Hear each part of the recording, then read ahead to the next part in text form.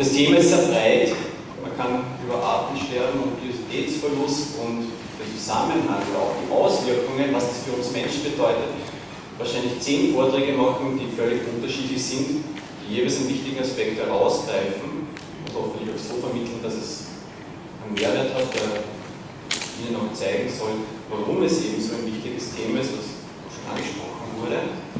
Ich habe mich für etwas entschieden, wo ich hoffe, ich kann Sie mitnehmen, nämlich für eine vielleicht Tour de Force. Jedenfalls möchte ich eher aus Dinge herausgreifen, die ein bisschen vereinfachend vielleicht manchmal sind, wenn sie einen starken Bezug haben, also sind manche Biologen auch hier, aber die sozusagen auf wesentliche Aspekte abziehen. Und ich möchte auch aus ganz unterschiedlichen Bereichen Dinge herausgreifen, um zu zeigen, dass das erste Thema ist, das sehr intensiv vernetzt ist, generell mit Fragen der Nachhaltigkeit oder auch der Zukunftsfähigkeit von uns, Menschen, oder unserer Gesellschaft.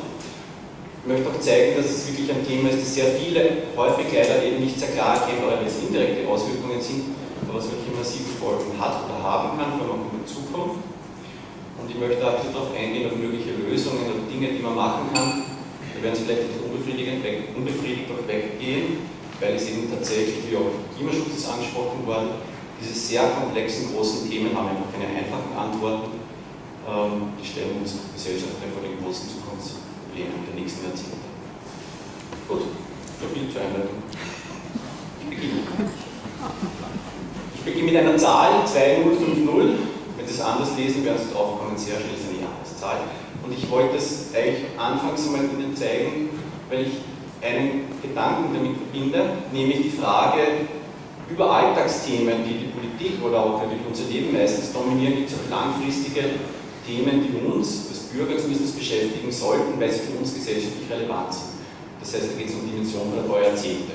2050 war für mich, ich bin wirklich jung war, ein Termin, der noch ewig weit weg war. Ich werde, wenn es gut geht, wahrscheinlich erleben, diesen Termin. Aber das war immer ein Termin, wo man, wenn man langfristige Prognosen entwickelt hat, egal in welchen gesellschaftlichen Bereichen, das war so ein Termin. Heute ist es aber schon fast übermorgen, das sind nur mehr knapp etwas mehr als 30 Jahre.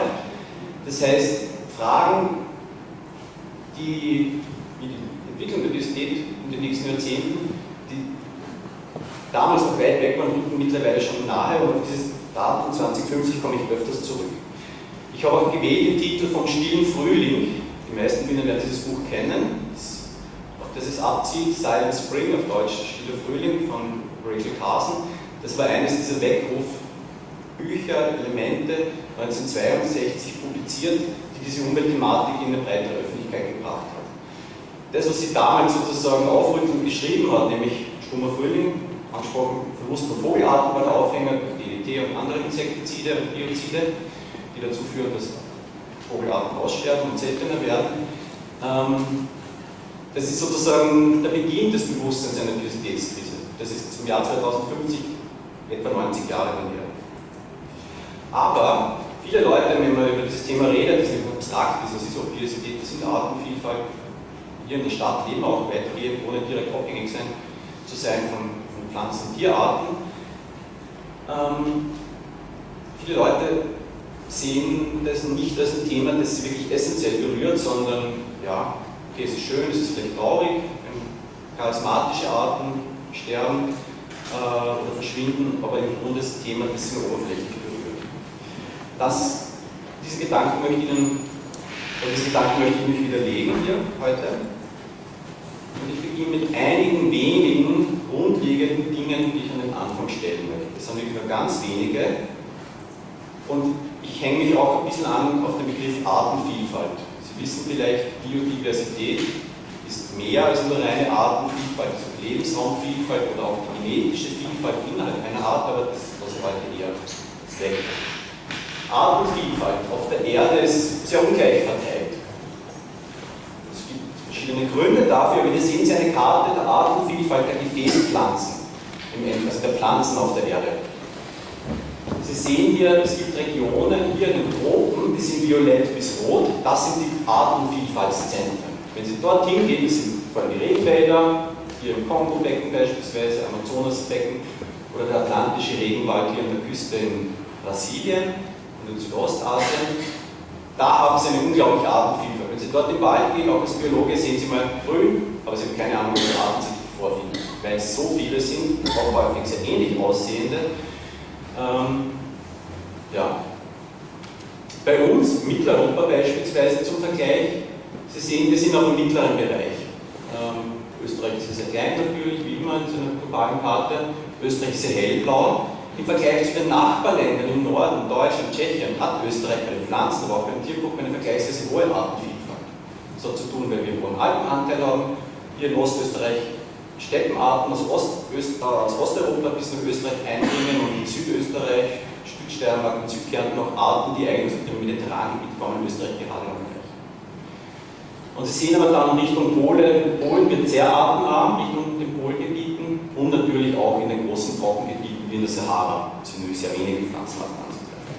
Also es gibt Hotspots, hier einige dieser Pfeile zeigen Ihnen solche, die sind fast alle in den Tropen oder in großen Gebirgszügen, einfach diese sehr große Höhenamplitude bringt viel an Standortsvielfalt und daher auch Artenvielfalt. Und da gibt es ein paar kleine Gebiete, die sind auch sehr artenreich. Die habe ich Ihnen hier dargestellt. Der Bereich in Südafrika ist Kapflora und hier dieser kleine Bereich hier an der Westspitze Australiens. Das sind isolierte, also das sind mediterran geprägte Gebiete mit einem mediterranen Klima, trockene, heiße Sommer, feuchte, milde Winter, die schon seit vielen Jahrmillionen in dem Gebiet einen konstanten Klimarhythmus dort aufweisen und sehr viele Arten haben sich dort entwickeln können und sie bis heute dort gibt. Und das macht diese Gebiete zu extrem artenreichen Gebieten, auch mit sehr vielen Arten, die nur dort vorkommen. Kernbotschaft, Artenreichtum ist sehr unterschiedlich verteilt auf der Erde. Ein zweiter Punkt, der Artenreichtum, den wir heute vorfinden, von dem wir Menschen noch vielfach abhängig sind, ist über viele Jahrmillionen entstanden. Das wird Ihnen diese Grafik zeigen. Hier sehen Sie die Zeitachse, 500 Millionen Jahre von heute bis heute. Anhand von Fossilbelegen hat man rekonstruiert, natürlich nur für Arten, die gut fossilisieren, also Arten, die hartschalig sind oder Skelette haben, Muscheln zum Beispiel, wie der Artenreichtum sich über die Zeit entwickelt hat. Was man sieht, sehr vereinfacht, gibt es nicht viel Rauschen, können Sie sich vorstellen, ist diese Trendlinie. Sie sehen eine langsame und in letzter Zeit ein bisschen stärkere Zunahme der Artenvielfalt. Sie sehen aber, es gibt Ausreißer nach unten, es gibt Aussterbeereignisse. Das bekannteste ist das Aussterbeereignis am Ende der Kreide. Sie wissen, die Dinosaurier und viele andere Arten ausgestorben sind. Das ist hier, das ist diese Delle. Aber die Artenvielfalt hat sich wieder erholt. Ja? Weil Aussterben ist ein natürliches Phänomen. Das hat es immer gegeben und wird es auch immer geben. Nicht nur Menschen müssen sterben, auch Arten müssen sterben, wenn man es zuspitzen möchte. Arten haben eine Lebenszeit.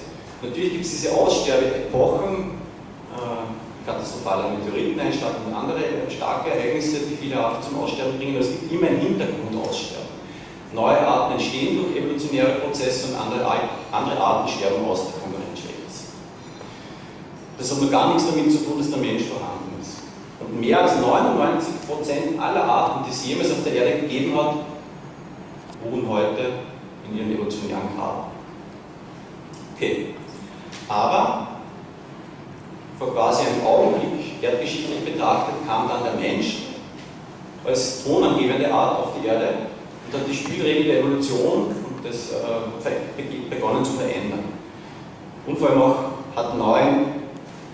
ist ein neuer Aussterbefaktor aufgetreten. Und ich zeige Ihnen sozusagen mit 3 Phasen, wie der Mensch das gemacht hat. Wenn man weit in der Menschheitsgeschichte zurückgeht, also als die Menschen noch nicht sesshaft geworden sind und nicht Landwirtschaft betrieben haben, waren sie Sammler und Jäger. Sie waren vor allem auch Jäger. Und viele der Arten, die sie damals gejagt haben und beispielsweise auch bildlich dokumentiert haben, der großen Säugetiere, existieren heute nicht mehr. Ja, die ganze Eiszeitfauna in Europa, beispielsweise ein sehr großer Teil der Eiszeitfauna in Europa, ist in den letzten 15.000, 20.000 Jahren ausgestorben. Das ist nicht nur in Europa so, sondern gilt eigentlich für nahezu alle Kontinente. Hier sehen Sie eine Karte oder eine Darstellung unten wieder die Zeitachsen. Hier verschiedene Regionen, Afrika, Australien, Nordamerika, Madagaskar und Neuseeland, das 2 große Inseln. Und Sie sehen hier dargestellt die Anzahl großer Säugetiere, die es gibt. Und Sie sehen, diese Kurven schauen bei diesen 3 Regionen gleich aus. Irgendwann gibt es einen steilen Abfall nach unten bis ganz gegen Null, beispielsweise im Fall von Madagaskar und Neuseeland. Alle großen Säugetiere bzw. auch großen Vogelarten, die es dort gegeben hat, sind ausgestorben. In Nordamerika sehen Sie eine Reduktion um 3/4, in Australien ungefähr 9/10. Warum? Weil unmittelbar bevor dieses Aussterben begonnen hat, Menschen diese Kontinente oder Inseln besiedelt haben und als Jäger aufgetreten sind. Und plötzlich waren die Arten, die dort nie ein Mensch gekannt haben, auch nicht auf den Menschen als Jäger angepasst waren, mit einem effizienten, intelligenten, überlegenen Jagdjäger konfrontiert und innerhalb weniger Jahrhunderte bis Jahrtausende sind alle diese Arten ausgestorben. Auch die Eiszeitfauna in Europa ist deswegen ausgestorben, nicht weil die klimatischen Schwankungen ausschlaggebend waren. Es hat vorher viele solche klimatische, eiszeitliche Schwankungen gegeben, bevor der Mensch so ein effizienter Jäger geworden ist. Das haben diese Arten immer überlebt. Erst wie der Mensch dazugekommen ist, hat es dazu geführt, dass dieser starke Artenverlust aufgetreten ist. Und wenn Sie genau schauen, sehen Sie, in Afrika ist es anders, daher auch dieses Bild der Serengeti mit den großen Wildtierherden. In Afrika, wo der Mensch ja über Jahrmillionen sich in größter entwickelt hat, evolutionär, und immer wieder seine jagdlichen Fähigkeiten langsam verbessert hat, dort hatten die Tierarten die Möglichkeit, sich an den Menschen als Jäger anzupassen und an seine sich steigernden Fähigkeiten als Jäger. Daher sind in Afrika die allermeisten dieser großen Wildtierarten heute noch vorhanden, während sie in allen anderen Kontinenten sehr stark zurückgegangen sind und in vielen Kontinenten überwiegend ausgestorben sind. Das heißt, es reicht schon weit zurück. Es gibt auch diese Theorie, diese Oberkiel-Hypothese ist mittlerweile sehr gut belegt.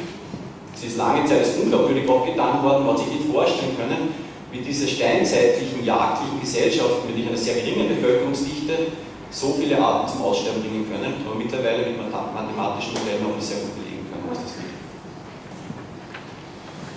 Die zweite Phase, der Mensch, oder in manchen Gebieten beginnen die Menschen sesshaft zu werden, Landwirtschaft zu betreiben, das führt auch zu einer höheren Bevölkerungsdichte, auch zu komplexeren Gesellschaften, die entstehen können damit. Und diese Landwirtschaft ist ein Erfolgsmodell, breitet sich über den gesamten Erdball aus. Das führt zu mehreren Phänomenen. Erstens zeige ich Ihnen einmal vielleicht ganz kurz, wenn Sie heute von Landwirtschaft reden, haben Sie vielleicht keine Vorstellung als Mitteleuropäer, dass es in den allermeisten Regionen der Erde ein junges Phänomen ist, das großflächig Landwirtschaft betrieben wird. Ich soll Ihnen diese Karte zeigen. Sie sehen hier in verschiedenen Farben dargestellt, wann Landwirtschaft in diesen Regionen in größerem Stil begonnen worden ist. Und Sie sehen, wenn Sie hinschauen, sofort, das ist alles violett. Fast alles. Und violett heißt, es waren erst die letzten weniger als 100 Jahre bis maximal 500 Jahre. Erst in den letzten wenigen paar Jahrhunderten ist Landwirtschaft ein globaler Hit geworden, wenn Sie so wollen, ja, der den Erdball prägt, wie heute. Nur in kleinen Bereichen, wie hier in Europa beispielsweise, oder hier in China oder Nordindien oder auch im Nildelta und Vorderasien, dort gibt es Landwirtschaft wirklich seit Jahrtausenden in einem nennenswerten Maßstab. Was heißt Expansion der Landwirtschaft? Expansion der Landwirtschaft heißt, man wandelt naturnahe oder natürliche Lebensräume, Grasländer, Savannen, Wälder und macht sie zu einer agrarisch genutzten Landschaft. Das heißt, und das hat natürlich massive Auswirkungen für die Arten, die dort leben. Einerseits sind über diese historische Landwirtschaft auch neue Landschaften entstanden, die teilweise für die Artenvielfalt ganz wichtig worden sind. Beispielsweise in Mitteleuropa die Kulturlandschaft ist deutlich artenreicher gewesen, traditionelle Kulturlandschaft, als es die Naturlandschaft war, weil viel mehr unterschiedliche Lebensräume entstanden sind und die Landwirtschaft auch sehr extensiv war. Sie sehen hier sowas, Voralpenlandschaft in Oberösterreich, Magerwiesen, Streuobstwiesen, Waldbestände, sehr artenreich. Tropische, traditionelle Kulturlandschaften hier auf Bali, auch klein strukturiert, zwar mit intensivem Reisanbau, aber Restflächen dazwischen und Baumkulturen, die eingestreut sind. oder hier in den Anden, Kulturlandschaft in einem tropischen Trockental, in einem Innerandina. Solche Landschaften waren für die meisten Arten, nicht für alle, eigentlich förderlich und auch für die Artenvielfalt insgesamt positiv. Aber wir sind ja mittlerweile in den allermeisten Regionen der Welt nicht mehr in dieser Phase, sondern in sowas wie in der Phase 3, die gekennzeichnet ist durch einen exponentiellen Anstieg von Ressourcenverbrauch und Weltbevölkerung. Ich habe Ihnen hier dargestellt diese Linie und im Grunde sehen Sie vom Jahr 10.000 vor heute, die letzten 10.000 Jahre oder 12.000 Jahre, 10.000 vor Christus bis heute, die Weltbevölkerung. Und eigentlich sehen Sie 10.000 Jahre lang gar nichts. Die Linie klebt an der Nulllinie. Bevölkerungsdichte war minimal. Vor 10.000 Jahren haben etwa 1 bis 10 Millionen Menschen als Jäger und Sammler auf der Erde gelebt. Und der massive Bevölkerungsanstieg, der dann zwar langsam schon vorher eingesetzt hat, beginnt eigentlich erst hier, etwa ab 1800. Das heißt, wenn man ein bisschen die Perspektive weitet, sieht man sofort, was für ein gravierender Bevölkerungsanstieg das ist in einer minimalen Zeitraum. Und genau, was noch dazu mitgekoppelt ist, ist, dass auch der Pro-Kopf-Verbrauch an Ressourcen immens gestiegen ist, natürlich vor allem in Gesellschaften wie der unseren, die extrem wohlhabend ist und einen sehr hohen ökologischen Fußabdruck hat. Okay, das heißt, wo stehen wir heute, wenn wir auf unsere Erde schauen und auf den Schutz und den Zustand der Diversität und vor allem, wo stehen wir morgen? Weil auch heute ist immer nur eine Momentaufnahme und die rasanten und dramatischen Trends, die sich hinter so einer Momentaufnahme verbergen, haben wir manche dieser Linien schon gezeigt. Werfen wir einen Blick drauf. Also, erstens, die Welt, wie sie war, wie wir sie heute im Bild haben, die Bilder, die die Fremdenverkehrswerbung beispielsweise verwendet, an die wir auch denken, wenn wir einen Urlaub planen, etwa sowas wie hier, naturnaher Bergwald mit einer Quelle oder wie eine Kulturlandschaft, wie sie früher charakteristisch war mit artenreichem Grünland, das ist eben nicht Grünland, sondern eine bunte Blumenwiese dann, oder mit den verbliebenen von Menschen nur kaum beeinflussten Flächen, die entweder wenig produktiv sind wie Tundra oder manche Regenwald und sonstige Waldgebiete, die weltweit existieren. Die Welt, wie sie war, das ist nicht, wie sie heute aussieht, auf den allergrößten Flächen, weil das ist eigentlich ein Bild aus der Vergangenheit von Resten, die bis heute überlebt haben, um es mit dem Spitz zu sagen, die noch nicht immer essentiell sind, aber die immer kleiner werden. Und diese große Beschleunigung hat, was sie an eigentlich allen möglichen Indikatoren ableiten, hat auch dazu geführt, dass man dafür einen eigenen Terminus entwickelt hat für die Epoche, in der wir heute leben, das Anthropozän, nämlich das vom Menschen geprägte, die vom Menschen geprägte geologische Epoche. Und das zeigen Ihnen diese Grafiken. Da sind verschiedene Dinge aufgetragen und Sie sehen eigentlich schon so alle gleich aus. Etwa ab dieser roten strichierten Linie, etwa ab 1950, geht es bei allen diesen Kurven steil aufwärts. Nach dem Zweiten Weltkrieg hat die Industrialisierung und die Globalisierung sich wirklich ganz massiv niedergeschlagen. Und das können wir uns ablesen bei der Anzahl der McDonalds-Restaurants, hier zum Beispiel, oder beim Wasserverbrauch oder beim globalen GDP, also beim globalen Bruttonationalprodukt, egal. Alle diese Kurven sind gleich. Bis auf kleine Nuancen vielleicht. Was bedeutet das für die Biosphäre, nämlich für die anderen Arten ohne uns Menschen? Diese Grafik zeigt Ihnen das noch einmal an vorher thematisierten großen Säugetiere. Hier ist dargestellt das Gewicht der großen Landsäugetiere. Alle Säugetiere, die schwerer als 50 Kilo sind hier aufsummiert. In der Mitte, was glauben Sie, ist das hier? Bitte? Genau, das ist das Gewicht der Menschheit. Dann rund um das Gewicht der Menschheit sehen Sie verschiedene hellgraue Kästchen gruppiert. Was glauben Sie, was das ist? Schläger? Gut, mitlesen geht auch. Das steht ja auf Englisch drauf, vielleicht ist es dann, muss man übersetzen. Das ist das Gewicht unserer Haustiere. Ja, beispielsweise hier der Kühe. Das ist die globale Kuhherde, wenn man sie liebt. Oder die Schweineherde, Ziegen, Schafe, Pferde und so weiter. Und dann gibt es noch das Grüne. das ist das Gewicht das globale Gewicht der wildlebenden großen Säugetiere im Vergleich. Beispielsweise hier Elefanten, ja, das ist eine Taste. Also allein diese Grafik zeigt, die Biosphäre ist eigentlich eine Anthroposphäre geworden. Wir und unsere Haustiere prägen das Gewicht der Erde, der lebenden Organismen. Und nur der Rest ist sozusagen für die große, millionenumfassende Artenvielfalt verfügbar auf der Erde. Ist das nachhaltig? Kann man in verschiedene Arten und Weise das messen. Eine ist beispielsweise mit dem Konzept der Planetary Boundaries, also der planetaren Grenzen.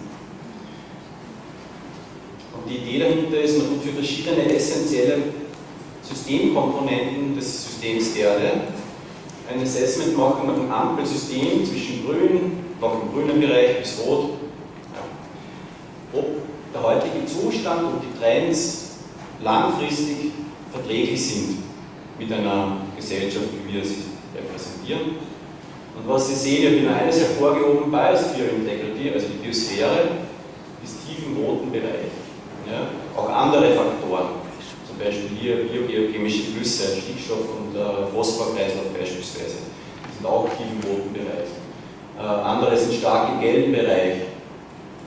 Aber der Biosphäre geht es besonders schlecht. Es ist ja nicht so, dass man es nicht wüsste. Und es gibt auch Studien, die versuchen, das wieder zu quantifizieren. Okay, ja, es ist vielleicht im roten, also es ist im roten Bereich, kann man schon mal konstatieren, aber wie ist eigentlich der Trend? Und hier kann man Trends auf verschiedenen Ebenen messen. Das macht diese vielleicht nicht sehr übersichtliche Grafik, aber ich versuche sie so zu vermitteln, dass sie eingängig verständlich ist. Der Biodiversitätstrend global lässt sich messen über 4 verschiedene Parameter beispielsweise. Einerseits, wie geht es der Gefährdung der Biodiversität? Da gibt es ja verschiedene Indikatoren, brauchen Sie Details gar nicht verstehen, aber was Sie sehen, diese Linien gehen alle nach oben, diese beiden beispielsweise, die Gefährdung nimmt zu. Ja? Was bedeutet das für den Status, für den Erhalt, für den Zustand der Artenvielfalt? Ja, geht eindeutig nach unten, beispielsweise die Anzahl der Fische in den Meeren geht nach unten. Ja? Oder der Living Planet Index, ja? Ein Index für den Zustand der Leben, also Tier- und Pflanzenartenvielfalt, geht deutlich nach unten über die Zeit. Schlecht. Viele Elemente der Biodiversität nutzen wir oder sind abhängig davon. Bestäuber, Diskussion, die in Österreich so recht prominent war in den letzten Jahren, Rückgang der Bestäuber. Auch hier Pollinators, da starker Rückgang global und auch für andere Indikatoren. Das heißt, auch die Arten, von denen wir einen direkten Nutzen haben, wildlebenden Arten, gehen deutlich zurück. Der einzige Parameter, der nach oben geht, immerhin, glücklicherweise muss man sagen, sind Schutzmaßnahmen. Das heißt, die Anzahl der Schutzgebiete global nimmt zu, die Ausgaben für den Naturschutz nehmen zu, aber dennoch haben sie nicht den Effekt, den sie haben sollten, sie haben das nicht umdrehen können. Warum? Weil sie von der Größenordnung einfach viel zu klein sind, viel zu gering angesetzt sind. Ja, sie haben punktuelle Erfolge, aber keine ausreichende Dimension, um diese Megatrends, Bevölkerungswachstum, Ressourcenverbrauch und so weiter umzudrehen. Diese schön schwarz gehaltene Grafik, wie sie sich gehört für eine Grafik, wo es um Aussterben und um Sterben generell geht, zeigt Ihnen die Big Killers. Was sind die großen Gefährdungsursachen, denen die Biodiversität, die Arten heute ausgesetzt sind? Das ist eine Analyse, die basiert auf den globalen roten Listen der Weltnaturschutzorganisation IUCN. Und Sie sehen, ganz an erster Stelle steht Overexploitation. Ich bringe dann jeweils ein, zwei Folien, um das Ihnen kurz zu illustrieren, was das bedeutet. Das heißt Übernutzung, ja, landwirtschaftliche Nutzung, Entwicklung, Verbauung, Zersiedelung von Landschaften, dann Krankheiten, die verbracht werden und biologische Invasionen, Verschmutzung, lauter Faktoren, die Sie jetzt alle nicht überraschen werden. Vielleicht überrascht Sie, dass Climate Change, Klimawandel, derzeit noch weit unten steht. Das hat aber damit zu tun, dass der Klimawandel ein Phänomen ist, das eher im Anlaufen ist und dessen Hauptauswirkungen in die Zukunft liegen. Okay, jetzt gehe ich kurz auf diese Big Killers ein. Was kann man sich darunter vorstellen? Das können Landschaften sein wie das hier. Sie sehen hier Urlaubsgrüße aus Österreich, aus Vorarlberg. Das ist kein Foto, das der Fremdenverkehrswerbung sich vorstellen können. Sie sehen hier den Rhein, ganz leicht kanalisiert, also das ist die Staatsgrenze zwischen der Schweiz und Österreich, und Sie sehen das Rheintal, und Sie Sie sehen ein Meer aus Einfamilienhäusern. Dazwischen gibt es ein paar kleine Restwiesen, aber so schaut der Talboden dort aus. Und so schaut er zunehmend in vielen Ballungszentren aus. Sie wissen, in Österreich Landschaftsverbrauch, 20 Hektar werden am Tag verbaut, Größenordnung. Es gibt politische Ziele, 10 oder noch vielen Jahren diesen Landschaftsverbrauch zumindest zu halbieren, oder langfristig muss man den ja auch immer noch wieder stoppen. Sonst kann man sich ausrechnen, wenn wirklich ganz Österreich verbaut ist. Ja. Und natürlich heißt Verbauung und Zersiedelung Zerstörung von Lebensräumen oder von landwirtschaftlichen Nutzflächen. Das hier ist Aquakultur in tropischen Mangrovengebieten. Aus solchen Flächen kommen Shrimps. Ja. Aber natürlich muss man vor die Mangrove entfernen. Oder Entwässerung von Feuchtgebieten, von Mooren, die auch gleichzeitig extrem klimaschädlich ist, weil das, was Sie hier sehen, ist nackter Torf. Und nackter Torf ist eigentlich Kohlenstoff gespeichert im Erdboden, eben als Torf und Wasser. Also, solange er als Moorboden vorliegt. Wenn der Wasserspiegel gesenkt wird, weil man es entwässert, so wie hier, dann kommt Sauerstoff zum Torf, der mineralisiert und das heißt, er geht in die Luft als Kohlendioxid. Das trägt zum Klimawandel bei, in einem globalen, in einem wichtigen Maßstab, weil es in manchen Regionen ein ganz massives Phänomen geworden ist. Oder Rodung, Brandrodung zur Umwandlung von naturnah gebliebenen Wäldern in landwirtschaftliche Nutzflächen. All das sind ganz wesentliche Faktoren in dem Cocktail des Artenverlusts. Der zweite Faktor, den es schon eben seit Jahrzehntausenden gibt, wie eingangs gesagt habe, den Mensch als Jäger, Überjagung, Überfischung, Wilderei, Buschmeat und ähnliches. Das hier ist ein altes Foto, das ist jetzt eine Schwarz-Weiß-Aufnahme. Und was Sie hier sehen, ist eine Aufnahme aus den Prärien. Das sind die Schädel von Bisons. Sicher von einigen Dutzend Bisons, vielleicht sind es sogar Hunderte. Also in den 1860er Jahren, wie innerhalb von 10 Jahren diese millionenumfassenden Bisonherden getötet worden sind, wieder zum Spaß oder auch um eine andere Lebensgrundlage zu nehmen, war es möglich, solche aus Bisonschädel aufgebauten Pyramiden aufzubauen. Das wurde nicht nachhaltig und hätte man es nicht ganz am Schluss noch gestoppt, wäre der Bison noch ausgerottet worden. Oder natürlich bei Arten, die einen hohen Wert repräsentieren, beispielsweise so Nashörner, und auch die massivste Gefährdungsursache. Aber auch in vielleicht nicht so spektakulären Fällen wie hier Fischerei. Also was Sie hier sehen, ist den Druck, den die Fischerei auf die Weltmeere ausübt in 3 Farben. Farben sind klar selbst erklärt, rot heißt Überfischung. Das heißt, die Fischbestände werden in diesem Gebiet bis oder über die Grenzen des nachhaltigen, sich reproduzierenden Bestandes fischereilich ausgebeutet. Und Sie sehen, das sind sehr große Gebiete, vor allem die ganzen küstennahen Gebiete, die auch die produktiven Fischgebiete sind. Ja. Auch das will man in der Intensität nicht auf ewig fortführen können und führt nicht zum Rückgang vieler wichtiger Fischarten bei. Landwirtschaft ist global der flächenmäßig prägendste Faktor, den wir Menschen beeinflussen. Landwirtschaft muss in der Fläche stattfinden. Man kann ja landwirtschaftliche Pflanzen nur auf relativ große Flächen anbauen, damit sie die Sonnenenergie einfangen, die man dann sozusagen als Nahrung verwerten. Aber eben die Art und Weise der Landwirtschaft kann sehr unterschiedlich sein.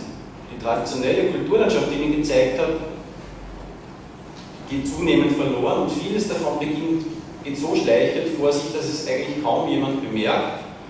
Außerdem auch beispielsweise Fotopaare, so wie hier. Sie sehen hier dieselben Landschaftsausschnitte ein paar Jahrzehnte später. Also, ja, Bilder sprechen für sich. Hier sozusagen die völlige Ausräumung einer Landwirtschaft oder einer Landschaft oder hier die Rodung dieser ehemals sehr großen Laubbaumbestände, die diese Siedlung gegeben haben. Aber häufig passiert das sozusagen ein kleiner Eingriff hier, eine kleine Korrektur dort, einmal Düngen hier auf den Acker rein und ähnliches.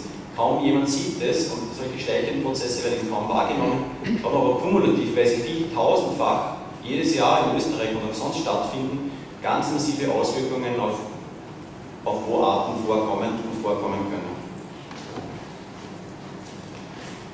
Ein anderer Faktor, der auch häufig wenig Beachtung oder zu wenig Beachtung findet, manchmal gibt es natürlich so Themen, die aufflackern, wie keine Ahnung, beispielsweise Plastik im Meer oder Nanopartikel im Meer.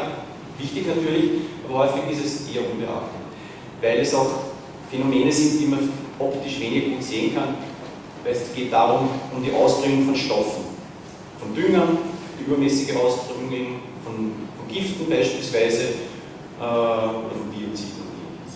Aber kumulativ haben diese Stoffe massive Auswirkungen. Hier zeige ich Ihnen einfach ein Beispiel von mitteleuropäischen Magerwiesen hier. So schauen Magerwiesen in der Umgebung von Wien aus. Okay, ich gebe zu, sie schauen ein bisschen schärfer aus in der Natur als auf dem Foto. Aber was Sie sehen, ist hier beispielsweise Wiesensalbe und eine Vielzahl anderer Pflanzen in diesem Bestand. Wenn man den aber stärker düngt, dann schaut das hier so aus. Gleiche Vegetationsperiode, gleicher Vegetationstyp, aber Sie sehen nur einen Grasacker im Grünland statt einer bunten Magerwiese. Und auch das ist ein Prozess, der nicht ganz vielfach stattgefunden hat und weiter stattfindet. Aber früher auch die Intensivwiesen dann dreimal im Jahr gemäht. Sie kennen die Silagewirtschaft, die mittlerweile dominierend geworden ist. Dann sehen Sie, gerade wenn es ein warmes Jahr wie heuer, schon Anfang Mai oder Ende April manchmal die ersten Schnitt. Das heißt, die Wiesen werden 5 bis 6 Mal gemäht. Auf so einer Wiese kann sich natürlich auch weder Insekt entwickeln, noch kann irgendeine Pflanze überhaupt zu einer Frucht kommen. Das ist unmöglich. Ja, nach einem Monat kommt der nächste Schnitt und nach einem Monat der nächste. Bis in den Herbst hinein macht der Mate immer gleich wieder die Gülle aufgetragen, sonst kann man auch diese hohe Produktivität nicht gewährleisten. Natürlich haben wir die höchsten Erträge, keine Frage, so eine Wiese, aber es hat auch einen massiven Preis. Ja, der Preis kann ich auch beinhalten, dass das Grundwasser darunter leidet. Aber neben diesen traditionellen Faktoren, die zwar an Schärfe gewonnen haben, gibt es auch zumindest zwei neue, die ich ein bisschen hervorheben möchte. Das eine ist die Verbringung von Arten, was wir als Biologen, meine ich damit, als biologische Invasionen benennen. Wir Menschen haben nicht nur die Wirtschaft globalisiert, sondern auch das Vorkommen von Arten.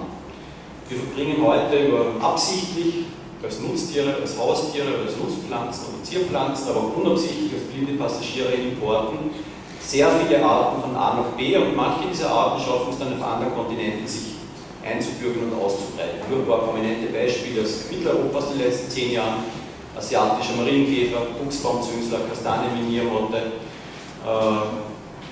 und ähnliche Arten.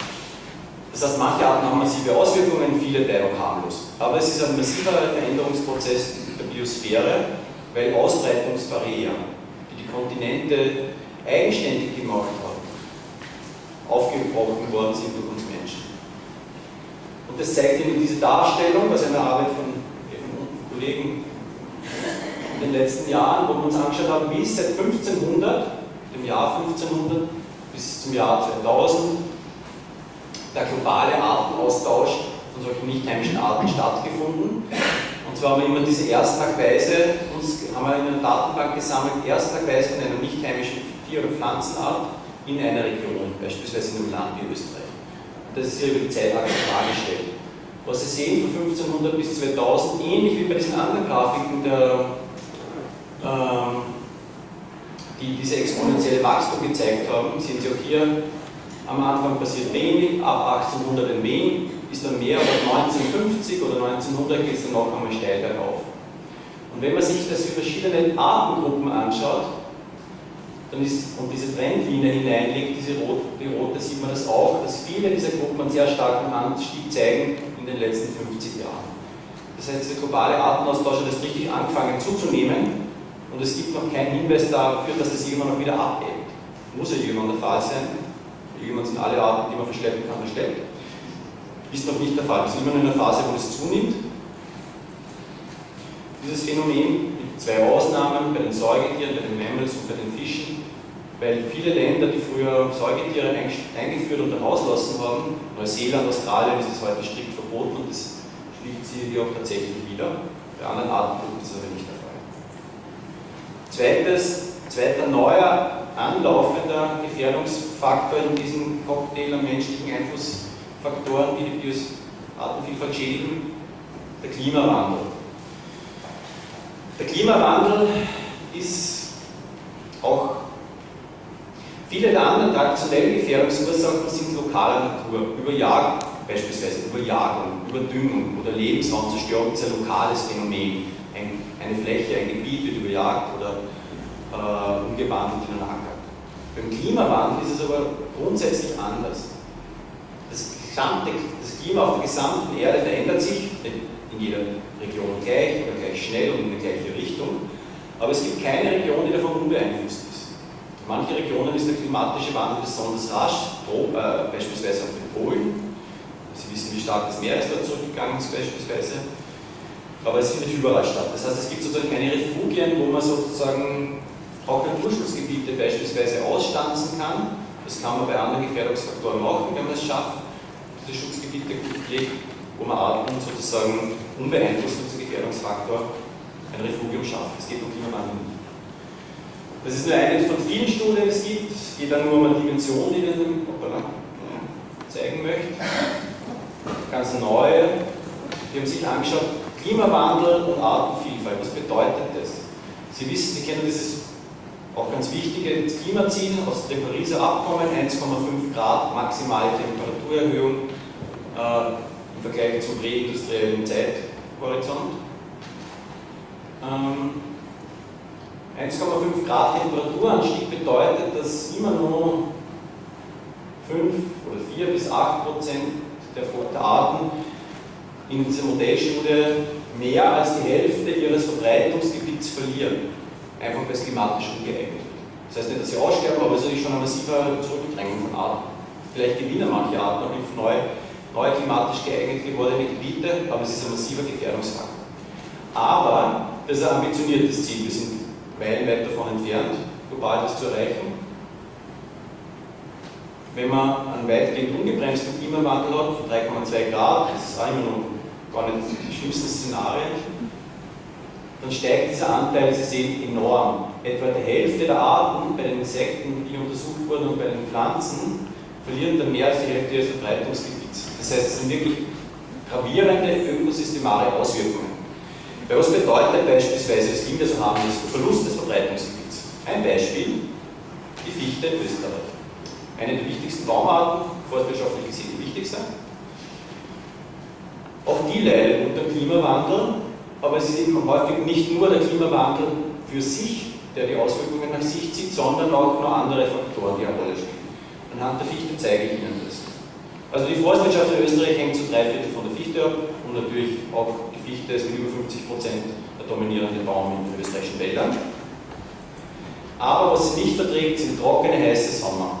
Das tut ihr überhaupt nicht gut und das kann man sich auch anschauen. Kollegen von der Bogen haben das gemacht.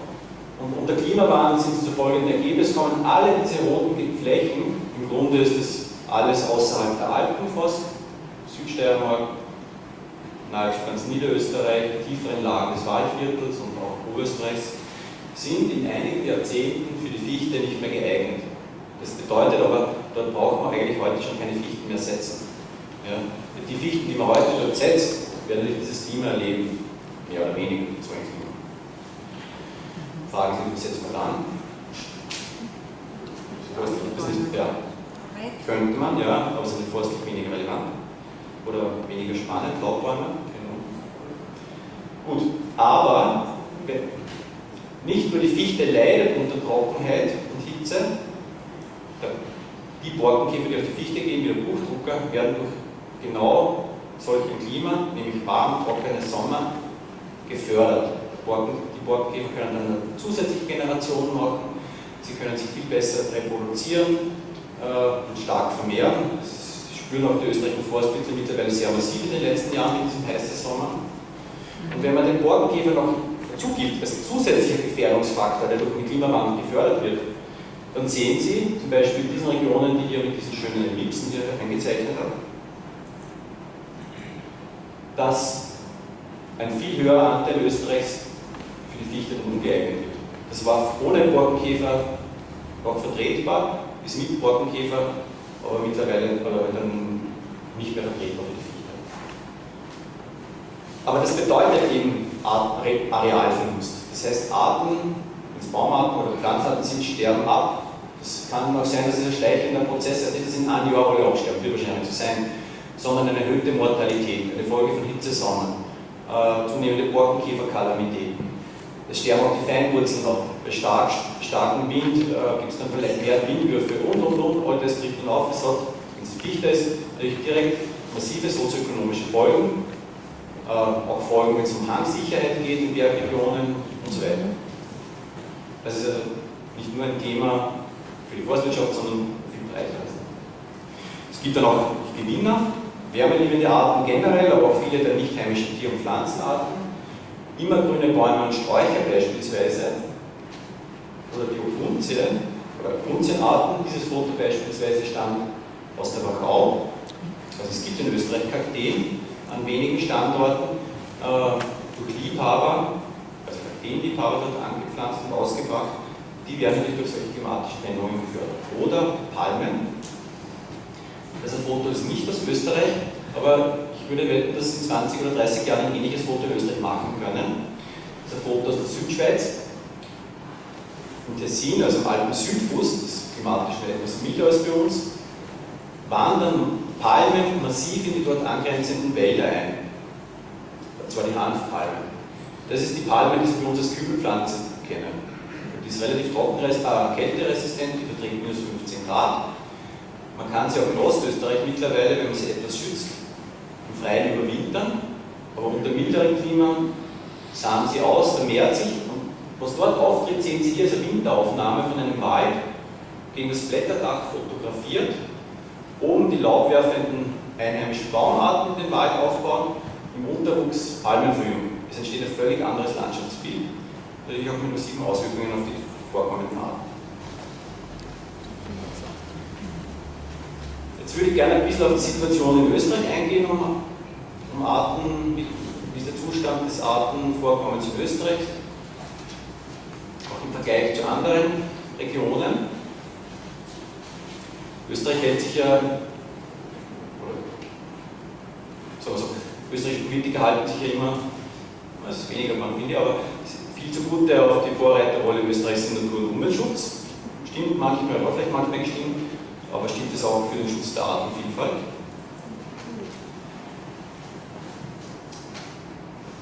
Eine Grafik hier, links, die FFH-Richtlinie, die Fauna-Flora-Habitat-Richtlinie ist die Naturschutzrichtlinie, die Sie vielleicht auch unter Natura 2000 kennen. Das ist sozusagen das wichtigste europäische Naturschutzinstrument. Auch heftig diskutiert, das auch manchmal heftig umstritten ist, von Grundbesitzerinteressen die auch betroffen werden. Aber es verpflichtet Österreich, diese Richtlinien Arten zu schützen. Da gibt es eine Liste von Arten und auch von Lebensräumen, für die jeder EU-Mitgliedstaat Schutzmaßnahmen ergreifen muss.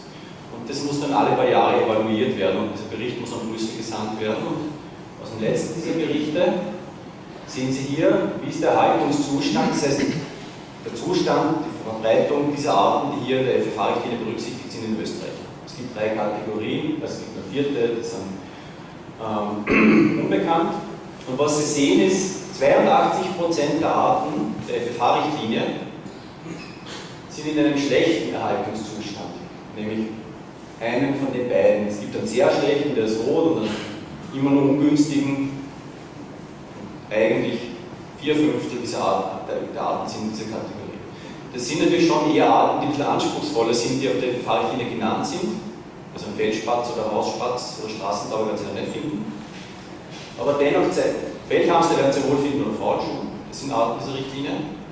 Aber es zeigt ganz eindeutig, es gibt einen massiven Handlungsbedarf und der Zustand vieler dieser Arten ist ja schlechter. Das heißt, die Populationen gehen zurück, viele Vorkommen sind erloschen, die bestehenden Vorkommen sind häufig klein und isoliert. Ein anderes ganz wichtiges Instrument im Naturschutz sind rote Listen. Rote Listen bewerten, sind Arten vom Aussterben bedroht. Dann wird das ja beurteilt durch Experten, das gibt es auf globaler Ebene und auf Länderebene.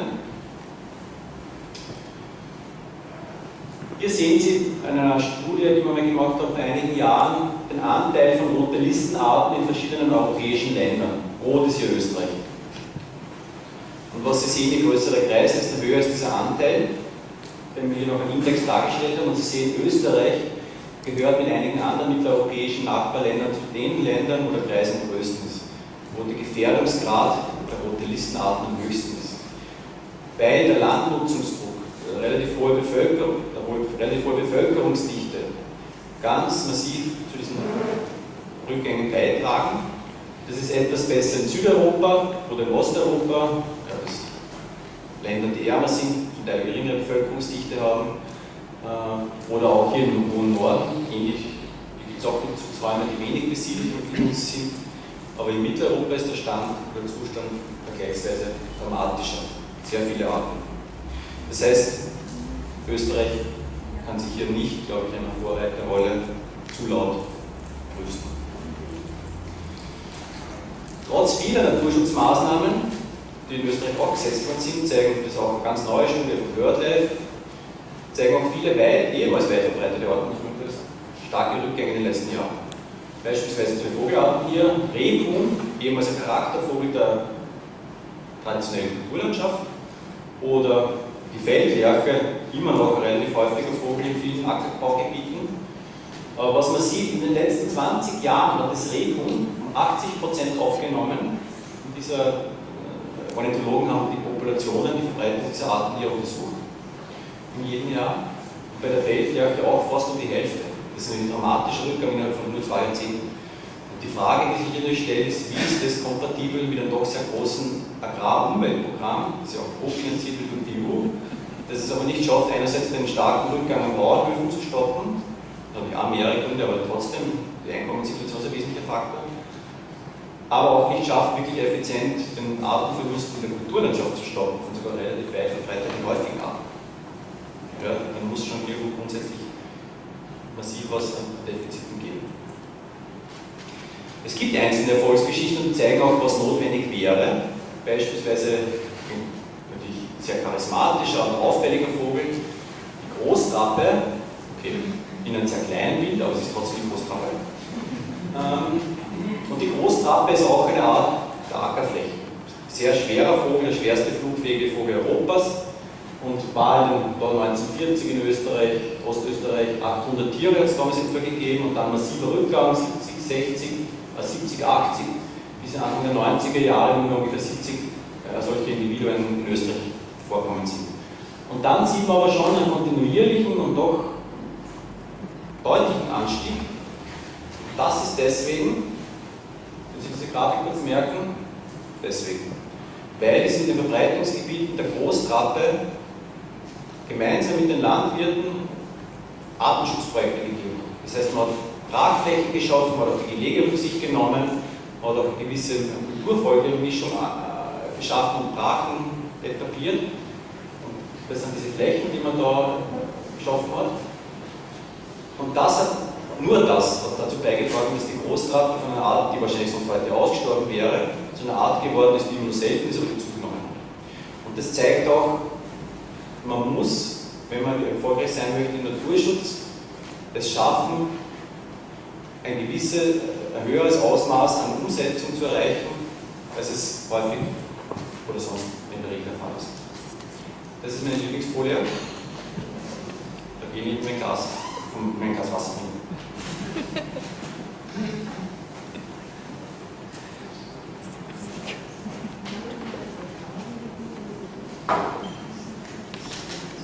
Ein paar Folien habe ich noch, aber ich komme jetzt schon eher in diese Schlussphase. Und 2 Gedanken möchte ich dabei mitgeben. Das erste, Artenvielfalt und stabile Ökosysteme als Versicherungspolize. Das greift diesen Gedanken nochmal auf, warum ist Artenvielfalt so wichtig. Neben allen intrinsischen Argumenten ist es unter anderem deswegen so wichtig, intakte Ökosysteme hier sind mit dem menschlichen Wohlbefinden über Ökosystemleistungen verbunden. Ja? Auch wenn wir als Einzelindividuen das nicht spüren, als Gesellschaft hängen wir absolut davon ab, dass wir Nahrungsmittel produzieren können, dass wir einen Schutz vor Naturgefahren haben, dass wir in einem klimatischen und sonstigen Umfeld leben, das so abgepuffert ist, dass es kompatibel ist mit den menschlichen Bedürfnissen und so weiter und so fort. Natürlich, eine einzelne Art, die in einem einzelnen Gebiet verschwindet, oder auch oder ähnliches, lässt sich meistens schwer mit dem Konzept verknüpfen. Das ist aufgrund der komplexen Ökosysteme faktisch nur schwer möglich. Aber was klar ist, wenn das Netzwerk der Biodiversität erodiert, wenn an vielen Standorten Arten verloren gehen, die Ökosysteme immer einfacher werden, und instabiler, dann werden diese Leistungen auch erodieren. Keine Frage. Also Diskussion um Bestäuber ist so ein Beispiel. Ja. Der starke Rückgang vieler Wildbienenarten und anderer Bestäuber führt eben zu einem Phänomen, dass die Bestäubungsleistung immer schlechter gewährleistet wird. Und das heißt im Endeffekt Ernteausfälle beispielsweise nicht. Und das ist eigentlich, glaube ich, und dass man sich auch schwer herumschwingen kann, das ist natürlich ein bisschen abstrakt, ja, vielleicht verkastelt, aber das ist der relevante Punkt. Man kann es vielleicht noch ein bisschen anders sich anschauen, das anschaulich ist, weiß ich nicht, aber dieses System dieser Ökosystemleistungen, da gibt es, tut mir leid, dass das so ein bisschen abstrakte Linien sind, aber die Essenz daraus ist, es gibt verschiedene Arten von Ökosystemleistungen. Für uns beispielsweise Nahrungsmittelproduktion oder Produktion von Holz, das sind versorgende Leistungen. Das heißt, wir entnehmen auch künstlich geschaffene, veränderten Lebensräumen für unsere Nahrungsmittel oder sonstige Holz beispielsweise Versorgung, Biomasse. Und die Leistung ist hier am besten bei intensiv genutzten Flächen. Ja? Kann man sich so vorstellen, Ackerflächen, die gedüngt, bewässert oder ähnliches sind, haben eine höhere Leistung, Ernteertrag, als extensive. Keine Frage. Natürlich kann man fragen um Nebenwirkungen, man muss die Systeme häufig stützen, man muss viel Energie in solche Systeme hineingeben, aber wenn man nur den Output, Ernteträger misst, dann ist das so. Aber viele andere Ökosystemleistungen, die auch genauso essentiell sind, haben ihre maximale Entfaltung in diesem Bereich, nämlich dort, wo sie natürlich sind, sprich von Menschen gar nicht genutzt werden, oder extensiv genutzt werden maximal. Beispielsweise regulierende Leistungen. Was sind das? Regulierende Leistungen im Hochwasserabfluss, Augebiete. Ja, die regulieren den Hochwasserabfluss oder Lawinenschutzwälder und ähnliches. Direkt, also verhindern den Abgang von Lawinen auf verbaute Gebiete. Intakte solche Ökosysteme, die halt wenig genutzt sind, können das viel besser machen als eine Au, die abgeholzt, Ackerland und ähnliches ist. Ja? Man kann natürlich auf einer Fläche nicht alles haben, nicht intensiv und natürlich, aber in einer Landschaft oder einem Land kommt es darauf an, eine Mischung zu haben, die im Grunde alle diese Bedürfnisse abbildet. Was wir heute aber sehen, ist, viele Regionen, viele Länder haben ein massives Defizit hier. Naturferne, künstliche Lebensräume oder Landschaften gibt es mehr als genug, häufig mehr als benötigt werden. Und hier gibt es massives Defizit. Und hier ist aber auch der Bereich, wo die Artenvielfalt am größten ist. Also auch hier der Zusammenhang zwischen intakten Ökosystemen und menschlichen Gesellschaften. Einen Kontext, den ich herstellen möchte zum Klimaschutz. Klimaschutz und Schutz der Biodiversität sind untrennbar miteinander verbunden. Das sind nicht zwei getrennte Dinge, sondern die kann man nur gemeinsam denken. Ein Beispiel. Also der wichtigste Kohlenstoffspeicher auf der Erde sind Wälder und Moore, Moorböden, Torfboden, wie ich vorher gesagt habe. Das sind die zwei wichtigsten Kohlenstoffspeicher. Die speichern ein Vielfaches dessen, was wir jährlich emittieren. Die haben uns bisher auch sehr geholfen, weil sie durch verstärkten Zuwachs in den letzten Jahrzehnten einen erheblichen Teil des von uns emittierten Kohlenstoffs aufgenommen haben. Das heißt, Wald, solange er steht, Bäume ist im Grunde Kohlenstoff, ja, Holz, man kann es ja verheizen, deswegen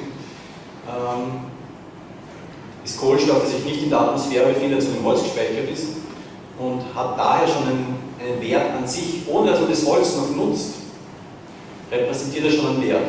Weil wenn man jetzt das Konzept, dass Kohlenstoff eigentlich ein Schadgas ist, dessen Emission kostenpflichtig sein sollte, folgt, dann kann man sich Vermeidungskosten überlegen.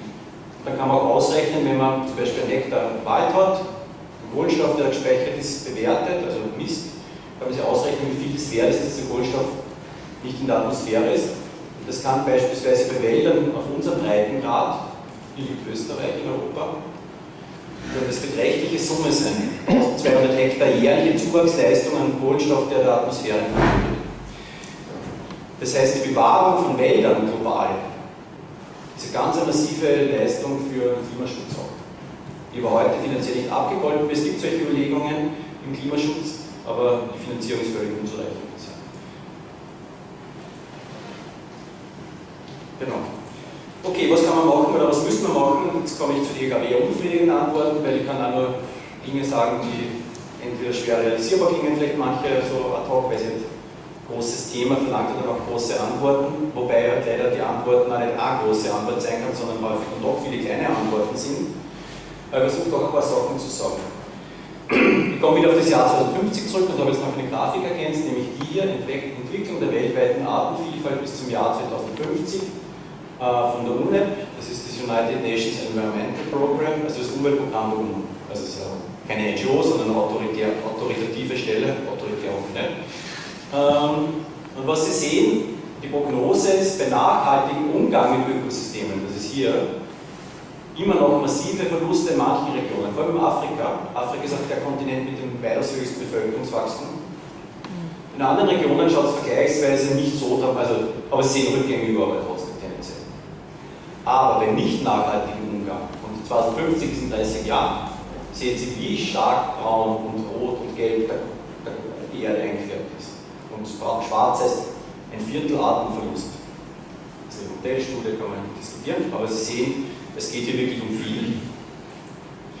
Und die dahinterliegenden Trends, die das ganz massiv prägen und die man im Endeffekt auch brechen muss, wenn man das ernsthaft lösen möchte, das Problem oder diese Probleme, wobei das ist nur ein Problem, diese Megatrends verursachen, gibt es ja viele andere auch. Eines ist das Bevölkerungs- und das andere ist das Wirtschaftswachstum. Man kann es geht um beides. Natürlich sind die unterschiedlichen Regionen unterschiedlich massiv, aber Sie sehen hier die Prognose für 2100, ungefähr 10 Milliarden Menschen. Und der Großteil des Bevölkerungswachstums, ein sehr großer Teil findet in Afrika statt, nämlich fast eine Vervierfachung auf 300 Milliarden Menschen. Während in anderen Kontinenten ist es vergleichsweise gering. Sie können sich ja die politischen Implikationen nicht ausdenken. Bevölkerungsdruck, der nicht ganz anders ist, das heißt ja auch, dass die Lebensgrundlagen hier massiv erodiert werden, in diesem an sich schon relativ armen Kontinent. Klimawandel kommt hinzu. In vielen Regionen, Afrika ist beispielsweise relativ arides Klima heute schon, das wird ganz massiven Migrationsdruck auch auslösen. Es geht ja nicht nur um Wirtschaft, es geht auch um soziale oder gesellschaftliche und wirtschaftliche Implikationen. Ja.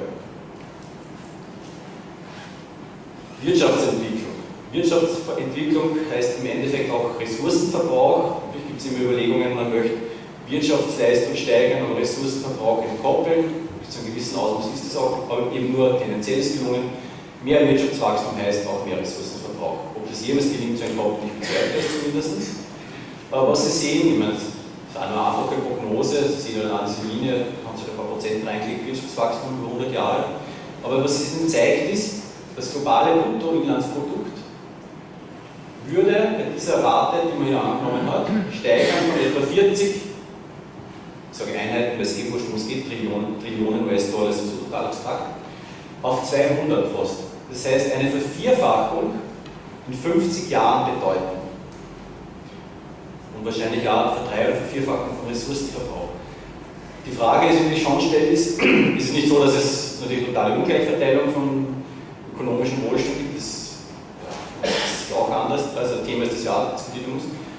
Aber es ist trotzdem auch so, dass es undenkbar ist aus meiner Sicht, dass es dieses Wirtschaftswachstum geben kann, ohne die Lebensgrundlagen der Erde noch weiter massiv zu unterminieren. Ich habe allerdings auch ein anderes Wirtschaftsmodell eingestellt. Okay, anderes, vergleichsweise kleineres Thema, aber auch die landwirtschaftliche Nutzung in Österreich und generell weltweit ist gekennzeichnet durch den Konzentrationsprozess.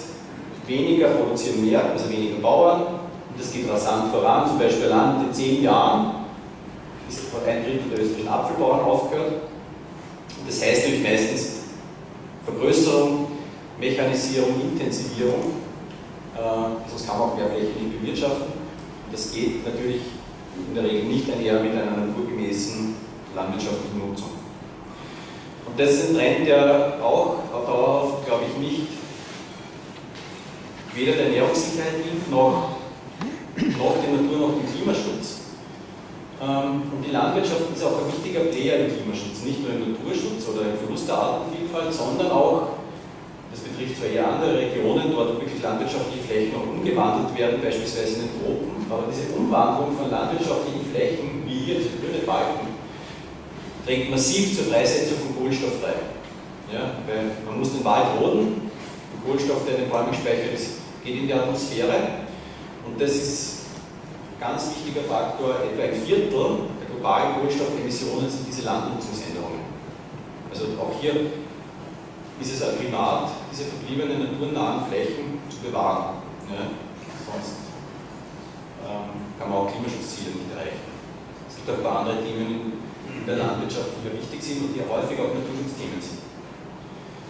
Und es geht auch um Kostenwahrheit, das wurde kurz angesprochen, hätte Kohlendioxid einen Preis und auch andere Treibhausgase. Das ist technisch machbar, das ist eine Frage des politischen Willens, das ist keine leichte Frage, aber es ist eine lösbare Frage grundsätzlich.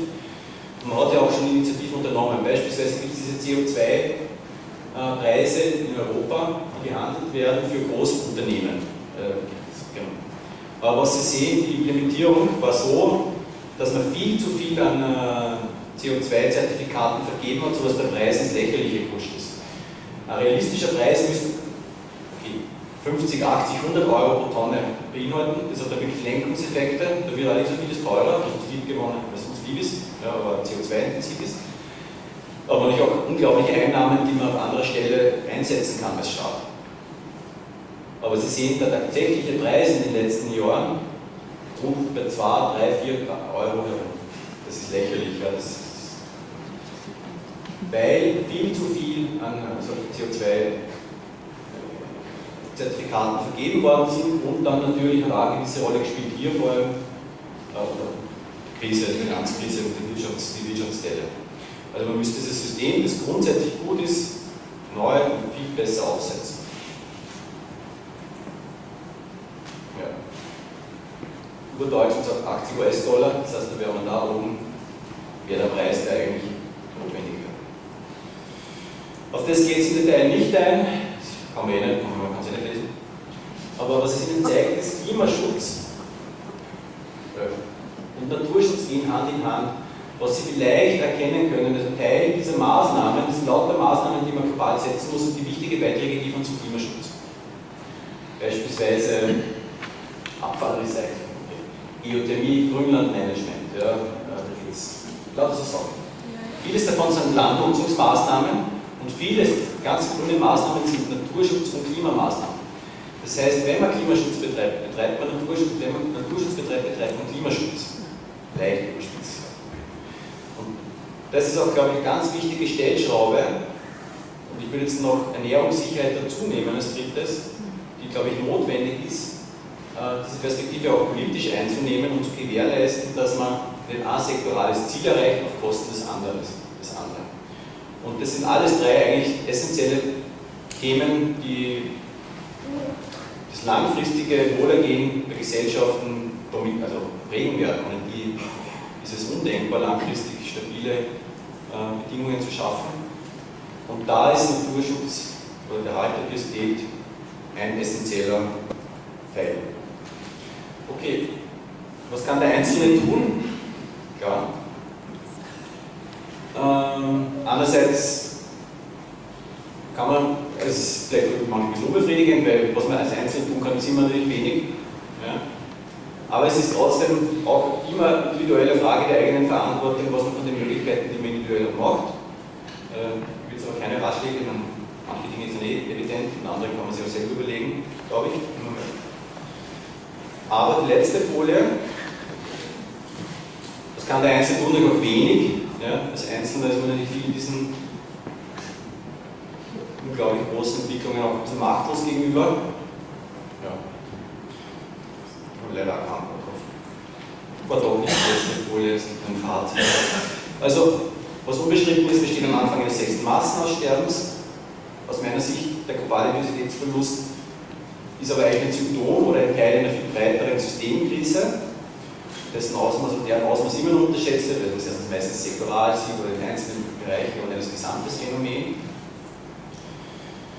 Natürlich sind die Auswirkungen, wie bei allem, was in der Zukunft liegt, im Detail kann Ihnen keiner sagen, wie sich das Klima in 50 Jahren verhalten wird und wie der Artenverlust in dem und dem Ausmaß exakt viele Folgen haben wird. Aber grundsätzlich die Richtung und die Dimensionen können wissenschaftlich unstrittig abgeleitet werden. Das ist jedenfalls massiv. Genau. Umfassendes Handeln ist natürlich daher notwendig und prinzipiell auch möglich. Das möchte ich schon auch vermitteln, auch wenn es natürlich eine wahnsinnige Herausforderung ist, aber es ist möglich. Politisch, technisch, sozial. Ja, aber es gibt sich wahnsinnig viele Hindernisse, die man überwinden muss, es sollen die. So.